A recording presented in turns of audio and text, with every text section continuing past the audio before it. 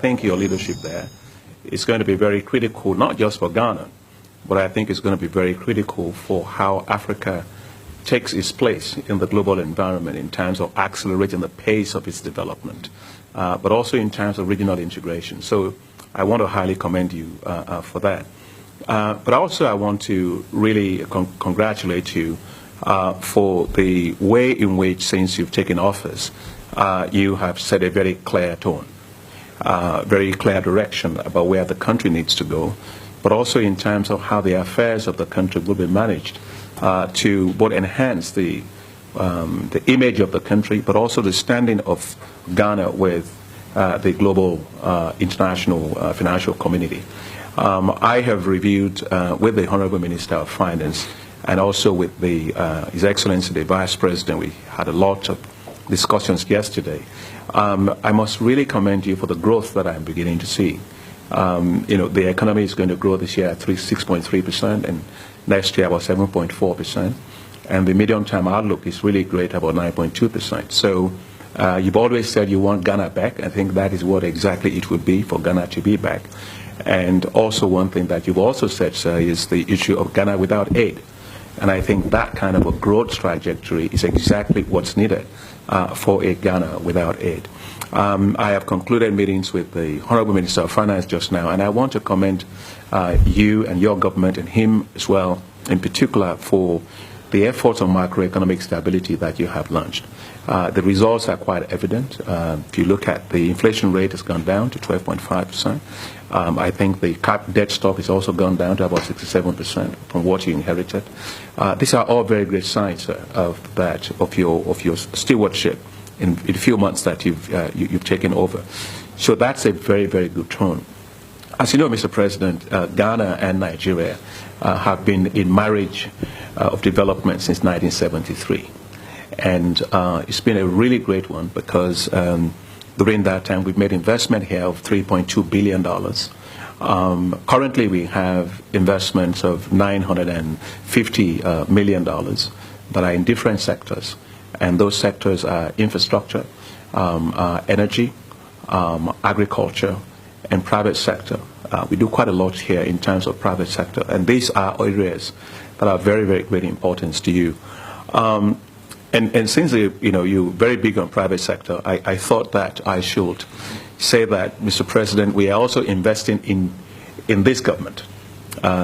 His Excellency, the Vice President, is from the African Development Bank. The Governor of the Central Bank is from the African Development Bank. And, Mr. President, we have equity stake in the government. And so I just want to assure you that we will provide the maximum amount of support for you and your government to succeed. You put around yourself an excellent team, a first-rate team, and I have every confidence that they will succeed. Some of the investments that we have made, Mr. President, that makes me really quite very pleased in Ghana includes the Fufulwo solar road project, for which I want to congratulate you again because it won the African Development Impact Award during the annual meeting of the bank that was held in Ahmedabad, India. It's a great example of how Ghana is showing leadership on regional integration. I think it's a great project. We're very, very pleased with the impact that is having. The other one is very close to your heart is the issue of agriculture, the Northern Rural Development Project that we have. Mr. President, that project has helped to develop literally almost 4,000 hectares of irrigated land in the north. It's impacted a lot of the communities. We built park houses, warehouses, and I was amazed with how much yield increases have been obtained. If you take maize and soybean, the yields have gone up by almost 380%, sometimes 400%. So it's a great project that's actually changing the face of rural. And I know that you have with your plant, for food and jobs. I think that's going to be a key component of that. I think that the future prospects looks very good. I want to thank you very, very much for your strong support for the general capital increase of the bank, sir. That's very, very important for us as a bank. Just to give you an assurance of the bank is very strong, as solid as ever, more even than before. Last year we had $10.5 billion of approvals, which is the highest in the history of the bank. And we also did $6.5 billion of disbursements, again the highest in the history of the bank. So the bank is very strong. We're doing quite a lot, but we need more money to be able to do quite a lot. So we are here in Ghana. We've already reviewed different areas. Mr. President, I'm just here to give you that assurance of very strong support from the bank, and I thank you very much, sir, for your welcome. You come at a time of great expectations in our country. We're here largely because my predecessor and this government did not manage the economy of our country well. Our economy went on a systematic downslide for several years, and it brought in its train the disruptions, the social and economic disruptions that poor management of the economy entails. And ultimately, it led the Ghanaian people to protest as loudly as they could. And the most effective form of protest is at the ballot box, to say they want a new direction and a new change in the way matters are managed. Our understanding from the get-go was that we had to put in place a new paradigm, which is about, first of all, obviously, bring some stability to prices and the management of our economy. But more importantly, begin to lay the foundations for the systematic growth of the Ghanaian economy. Because at the end of the day, the problems we have, and the most critical one of them, is the employment of our young people. Youth unemployment is the single biggest problem confronting our country. And I believe it's the same across the continent.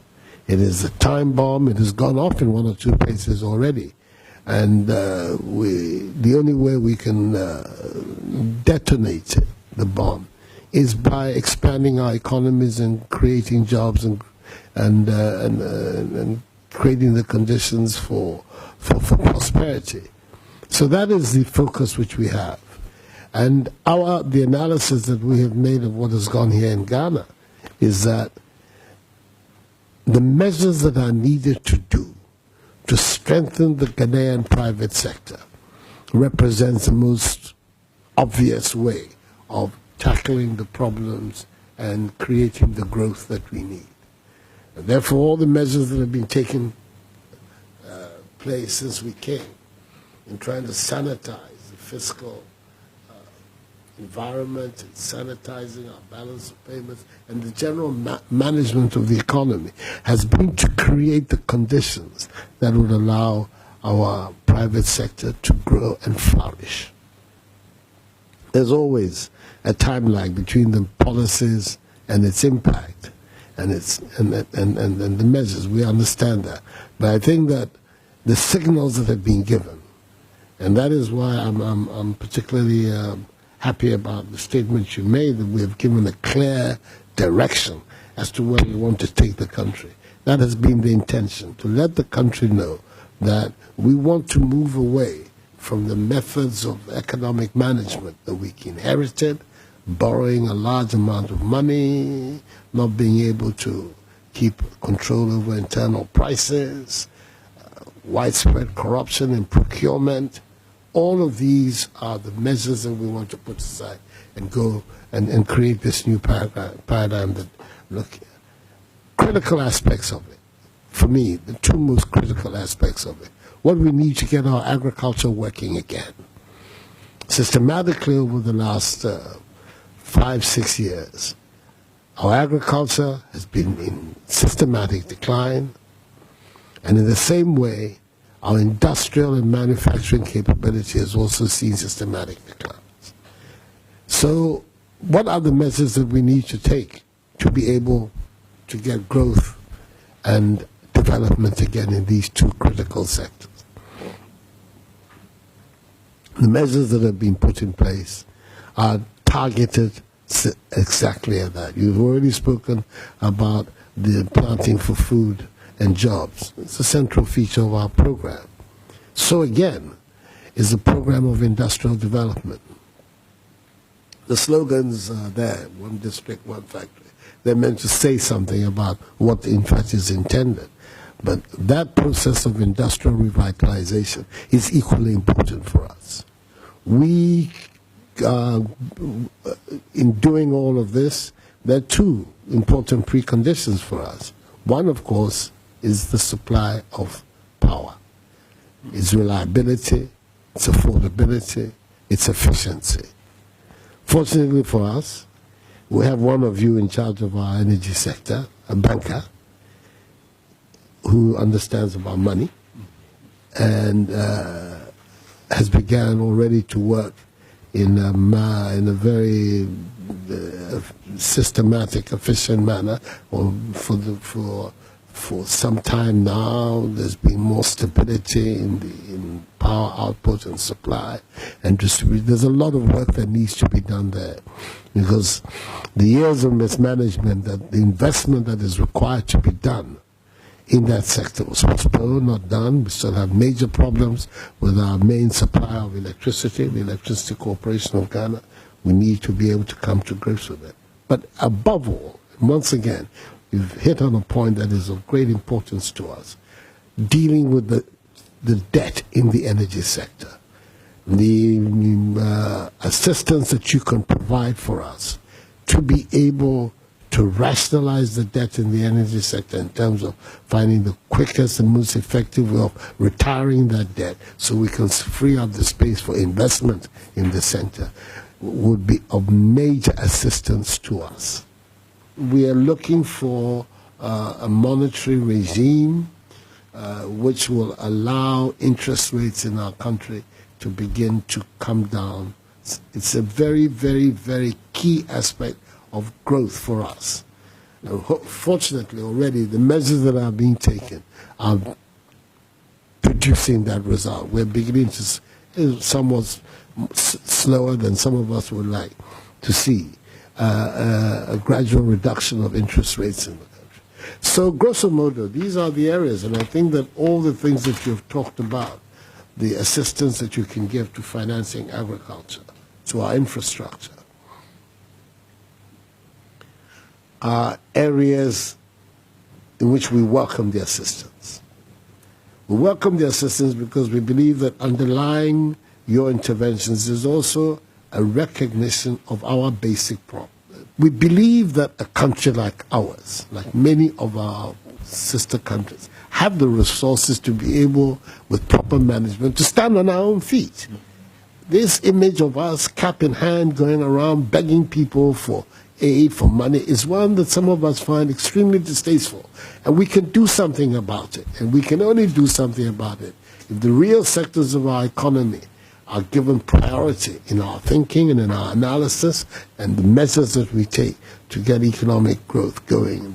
So this is where we are on the development of our cocoa industries. I think that's a very important step forward. And I'm hoping that this period, when we're in office here and Alassane Ouattara is in office in Abidjan, that we can really cement a very serious set of measures and policies that would allow that cooperation to really come to fruition. The key aspect of it, in my view, would be the establishment of this Africa Cocoa Exchange. I don't understand how there can be, sitting in London and in Frankfurt and in New York, young men who make millions out of cocoa who have never seen a pod. But because they're able to trade in it in those places, I think that we can create the same Ghanaian and Nigerian young men here who are closer to the cocoa. So I think it's something that we have to look at very, very strongly, and we would welcome all the assistance that you can give us in this area. We are in the throes of an IMF program. This December, we will be undertaking the last budget under the IMF program. Theoretically, it's meant to come to an end in April. That is what the terms of the program indicate. But we're clear in our mind that the budget that we're going to make under the terms of the program in November, that budget will require us to adhere to the program until the budget itself, the budgetary cycle itself runs out, which is next year. So, I mean, we're extending it, not extending it. I think that there's a lot of very sterile argument going on about that, which is really unnecessary. We recognize quite clearly the responsibilities that are imposed upon us in adhering to the teachings of the program by the budget that we'll undertake in December. And we have to assure you and others in the world of finance that we are going to stick to the teachings of the budget and make sure that the IMF program exits in Ghana on a positive note. But I'm hoping, and this is the statement that I'm making to the people of Ghana, that this is the last time we will go to the IMF in our history. We've been there, I don't know how many times already in this 50, 60 years of our independence. I don't see too much what it has done to help us, frankly. I don't, on these matters. There can be disagreements even there between a president and his vice president. You can have this, but it's okay.